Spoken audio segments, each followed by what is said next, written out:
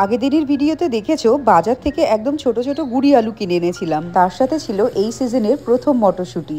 আর এখানে এর সাথে বানিয়ে নিয়েছি গরম গরম লুচি, একদম জমে যাওয়ার মতন ব্রেকফাস্ট। আর এই গুঁড়ি আলুর দমটা বানানো একদম সহজ। আগের দিন রাতেই আমি গুঁড়ি আলুর দম সিদ্ধ করে চোকলা ছাড়িয়ে রেখে দিয়েছিলাম। যেহেতু চোকলা ছুলতে সময় লাগে আর সকালে সময়টা কমই পাওয়া যায়, তাই আগের দিন রাতেই চোকলাটা ছুলে রেখেছিলাম আলু।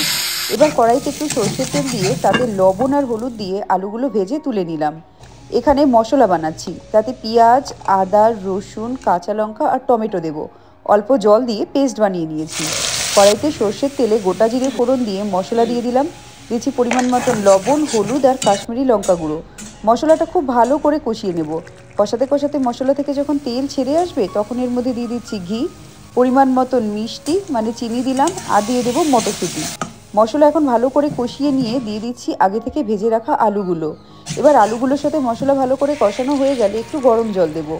জল দিয়ে খুব ভালো করে ফুটতে দেবো আলুটা। যেটুকু বাকি আছে সিদ্ধ হওয়া সেটুকু এখন হয়ে যাবে। সবশেষে দিয়ে দিচ্ছি ধনেপাতা কুচি আর দেবো গরম মশলা গুঁড়ো। ব্যাস তৈরি হয়ে গেল গুঁড়ি আলুর দম।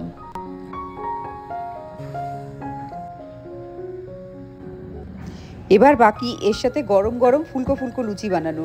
আজকে লুচিগুলো একটু ছোটই বানিয়েছি সাইজে, আর খেতেও দারুণ হয়েছিল।